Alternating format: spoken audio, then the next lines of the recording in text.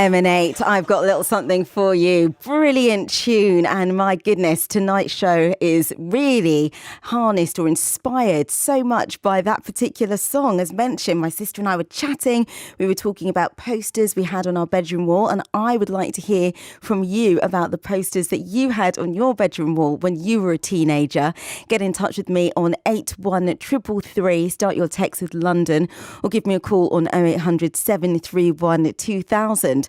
So not only did we chat about the guys of Emanate and all of the other bands of the time, we decided to do a bit of Googling, finding out what they were up to as well. So, I found out about the different members of the band and I came across Kule. I found him on Instagram. And when I did a bit further research, I'm going to call it, not internet stalking, but research, I found out that he was going to be taking part in a gig which is taking place this weekend. It's called Freedom Raves. And I thought, well, you know what? This would be a great opportunity to get him on to tell us all about that tune that we just heard, Emanate, I've got a little something for you. And of course, this brilliant gig that he is going to be part of. And I'm delighted that Kule joins me on the line now. Welcome to the scene. How you doing? How you doing? Yeah.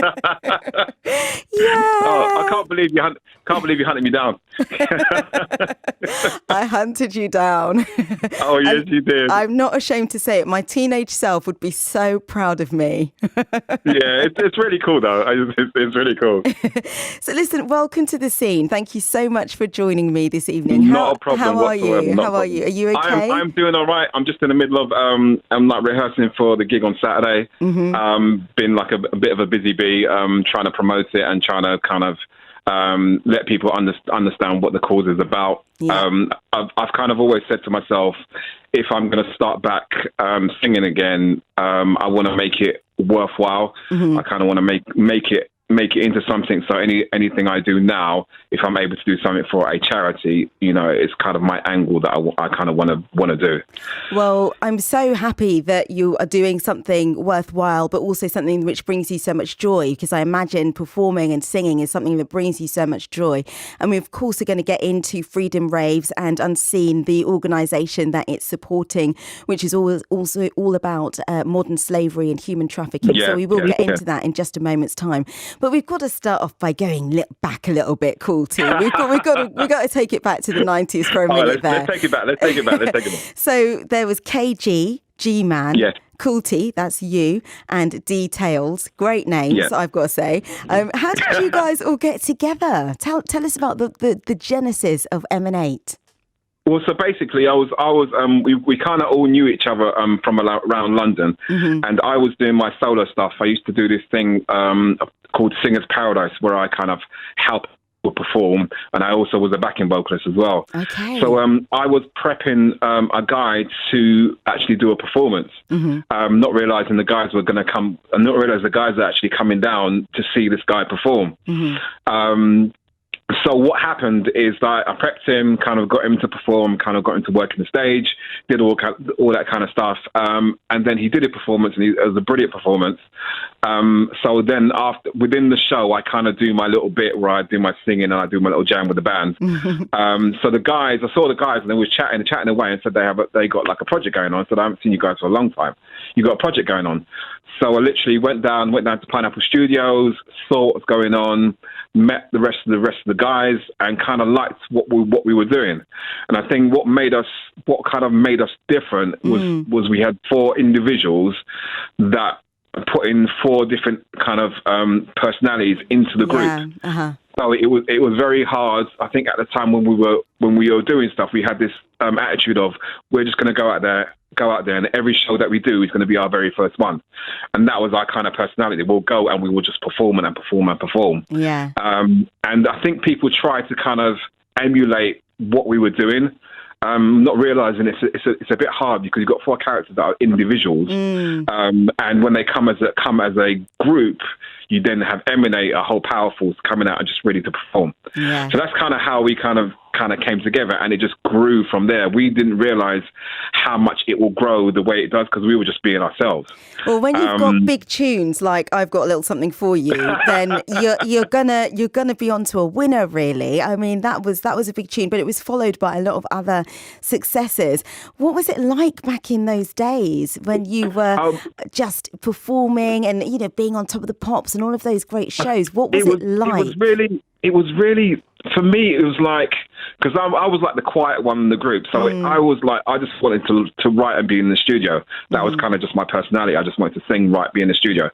So for me and the whole public thing I found it a bit difficult. But when I was on stage, I loved it. I loved performing. I loved creating. But the opportunities we had, we hosted Top of the Pops. We toured with Janet Jackson. We worked alongside P. Diddy. Montel Jordan, all these major big people. Yeah. And I don't think people realise how big Emanate was because. Well, tell us, Kule, how big were Emanate? Well, we literally had 7 top 10 hits. We had a number 2 in the UK charts. Just missing out because Celine Dion was in the charts for like 7 weeks. Oh, Celine. Yeah, Celine Dion was in the charts for 7 weeks, and we were at number 2. Yeah. But we did manage to pass Seal, and I love Seal. Kiss from a Rose, and we managed to pass Seal. For me, that was just a big thing. I was like, I love Seal, but yet we beat Seal. No disrespect, but I really do love Seal. I like the way he comes across and the way he does things, and the fact that we kind of jumped beyond there. I felt like I was at number 1 anyway. Yeah. Well, I did a bit of research here, and it said that you peaked at number 2 on the singles chart, selling over 300,000 copies. You did gain a number 1 slot in the UK R&B charts. Yeah, we were at UK number 1 R&B charts for like 4 weeks. Wow. With 3 or 4 tracks. And wasn't it the biggest selling single of that year? It was the biggest selling single for Columbia Records, the homegrown, and the biggest selling single for that year. Wow. I mean, that is incredible. So were you surprised by the success at the time? Did it take you by surprise, or did you know you were onto a winner when you guys all got together? It was to me, it was a lot to do. It was a surprise because sometimes when you go out and you say to yourself, guys, let's just be ourselves and let's just do what we need to do and just perform.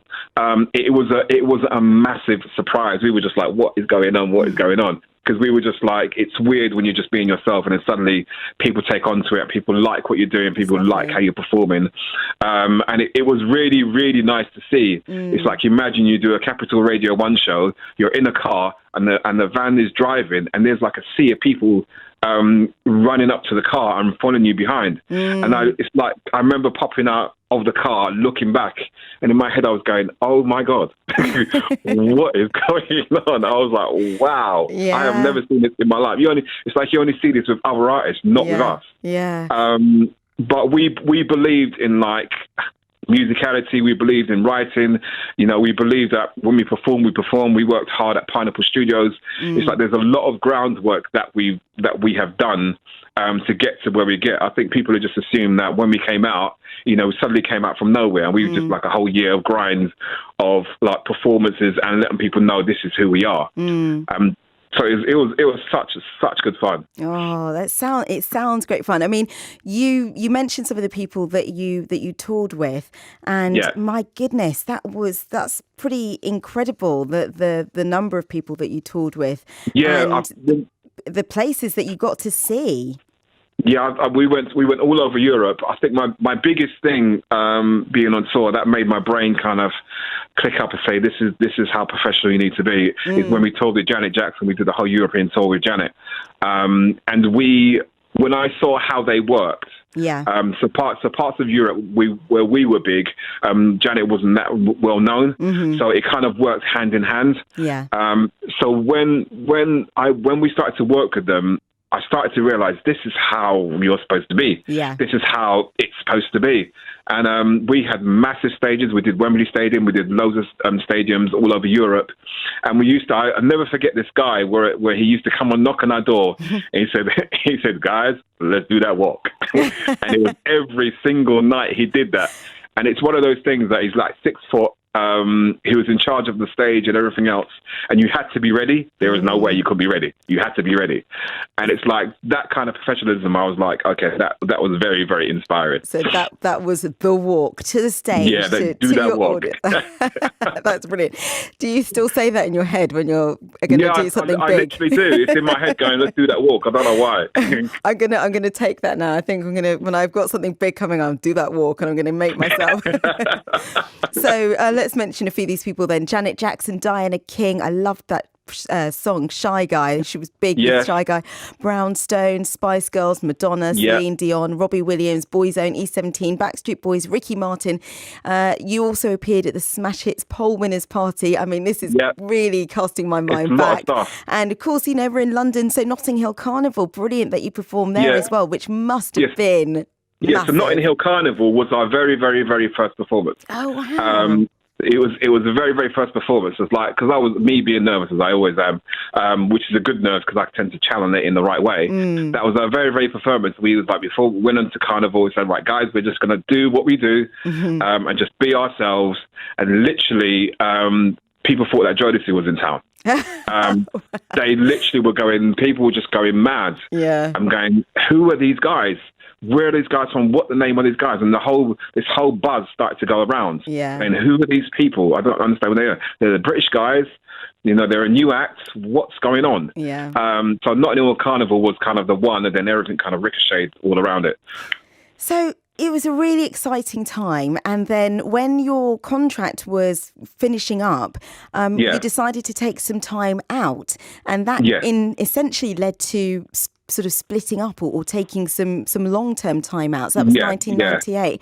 So how was that time? Were you happy to kind of take a break, or were you quite sad about that moment? I think with all of the buzz of M&A and everything else, I think because all of us wanted to kind of do separate things. We had Details as the actor, we had Kay as producer, and G as well, and all of us kind of wanted to kind of branch on, because it's like when we got hit hard. And it was like a massive kind of wow, there we are. And I think we just kind of had to take a break to just kind of reevaluate what we want to do as individuals, as well as possibly coming back together. I think for myself, I had to kind of reevaluate how I am as a person. And I went through quite a lot of trauma in my life throughout the years, and dealt with quite a lot of stuff. I was in and out, I won't go into too many details, but I was in and out of hospital quite a lot.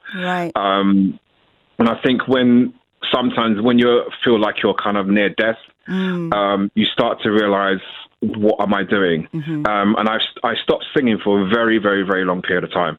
I literally just kind of cut it, didn't sing, didn't write, didn't do anything. So when that time hit me, and I was in the hospital, and I was sitting in the hospital, and I was thinking to myself, I need to do something. Part of my spirit has disappeared, because I've always a singer, I was always a writer. Part of me has disappeared. And when you lose that part of yourself, you kind of need to gain it back to kind of make you whole. So I literally was in a room, I had a computer, I had one mic, and I just literally sat down, and for a whole month I just wrote.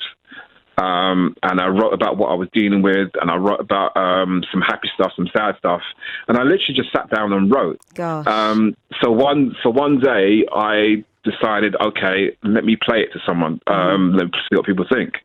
And I literally played it to someone, and they heard it, and they were like, "Did you do that yourself?" I said, "Yeah." Did you arrange this yourself? I said, "Yeah." "Do you sing all of it yourself?" I said, "Yeah, this is what I do." And I was like, "Oh my God, you got more stuff?" I said, "Yeah, I got more."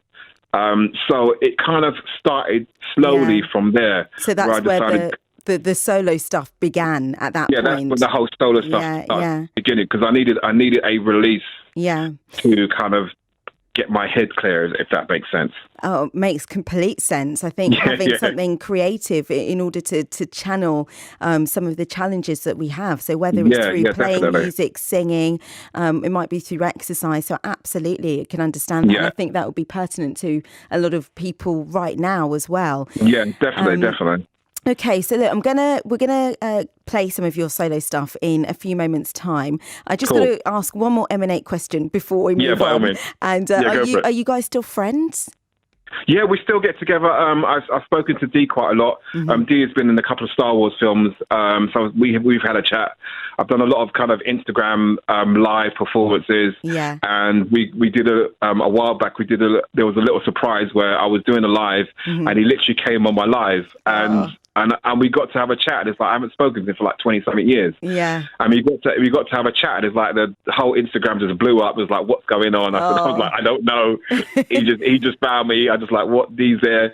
And we had a really, really good chat. So in that sense, yeah, we all kind of get on. It's like we've got Kay in Australia and G in America. So because Dee's here, it's like it's a good sense of communication. Yeah. But yeah, I'm really proud of, because he was always an actor way beforehand, and he managed to do something that he loved. And also managed to get into Star Wars, which is kind of his thing. Yeah. So I was so happy for him. I mean, I'm going to pretend like I didn't know that, but obviously, as I said, I always do my research on all of you, which is how. So I might have known that. Yeah, you might know a little bit. But that is great stuff. Okay, so look, this weekend you're going to be part of Freedom Raves, which is fantastic. So it's on Saturday, the 3rd of April from 7 o'clock, and it goes through till Sunday, the 4th, I believe. And tell us a little bit about this event. How did you get involved? Was so what happened? I was doing a kind of a live show on Instagram, and then there's a couple of people joined, and then suddenly when I looked at my Instagram, I got kind of tagged into this Freedom Raves collective, and I was like, what's this about? So I listened to Carlene, which is the organizer, and I was listening to her, and I'm thinking, this is pretty interesting. I've never known anything like this. I thought it didn't exist. So I got in contact with her and I said, like, can we have a chat about what you're trying to do? So I spoke to her, and she's very passionate about the cause, dealing with modern day slavery and human entrapment. I didn't realize how big it was. And I heard a couple of stories, so I did my investigation, checked the YouTube channel. I was like, wow. Yeah. And then I got a chance to speak to Claire, which is one of the people from Unseen UK, and then they told me some stuff, and I was like, my head was blown. Yeah. I was like, I didn't realize all of this stuff existed. I thought everything was, as they say, everything's cool. Yeah. But,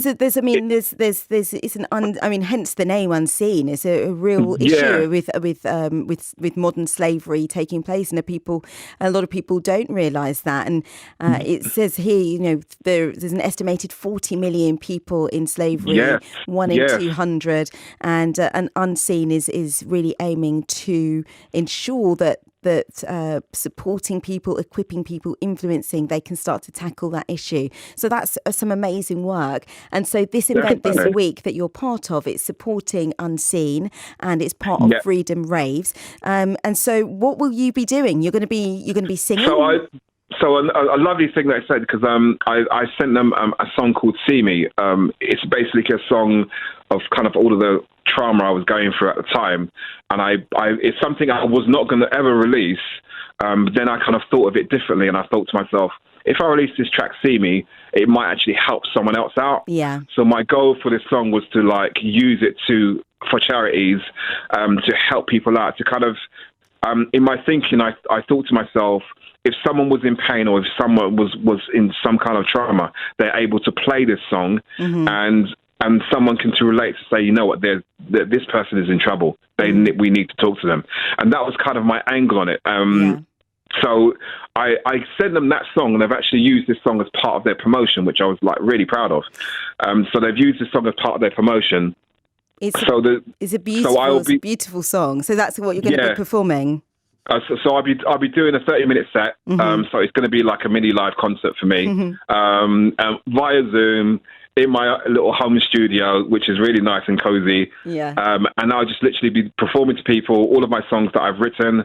And just people just there enjoy themselves, because we've got DJs there, we have other artists performing there, and we just want to make it like a club. I know we can't go to a club, but we want to make it like a whole club atmosphere. So we're saying to people, purchase some tickets.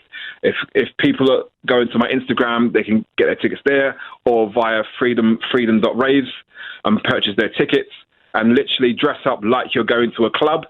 And that's how we're going to do it. Oh, that's brilliant stuff. So I know you can go on Eventbrite as well and search out the Freedom Raves and you can get your tickets. You can see Kule in action alongside a whole host of other great performers as well.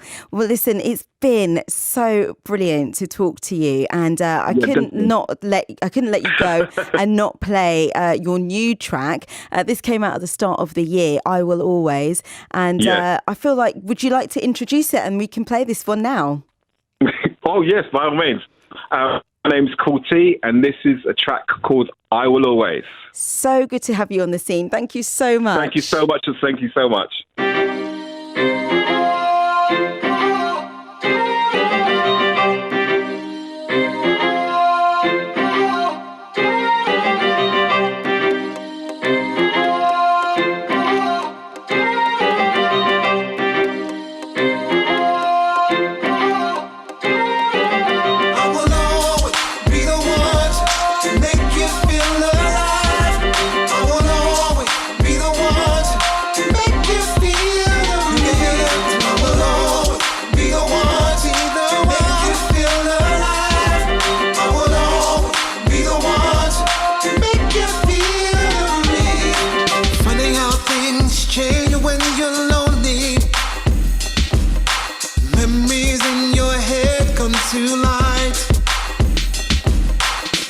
Of a time when we were dancing, swinging and swinging, yes, it felt alright. You were the one that felt at ease. I was the one that wanted you to leave. I held your hand and pulled you close to me as the DJ played our song. To you and say, I will always be the one to make you feel alive. Be the one to make you feel alive. I will always be the one to make you feel alive. I will always be the one to make you feel me. When you think about all those good times, that smile on your face tells me the truth. You'll remember all of those fun times as I hold you close and we start to groove.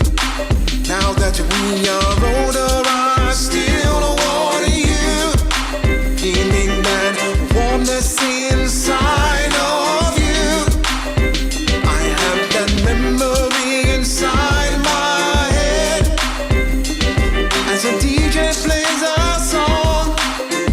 Turn to you and I say, be the one to make you feel alive. Be the one to make you feel alive. Be the one to make you feel alive. Be the one to make you feel me. Be the one to make you feel alive. Be the one to make you feel alive. Be the one to make you feel alive. Be the one to make you feel me. I will always be the one. Be that one when you need me, lady. I will always be the one. Be that one. I will always be the one. I will always be the one. Be that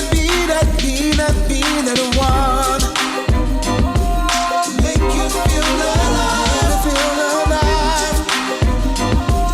Make you feel the love and peace. Make you feel alive. Make you feel me.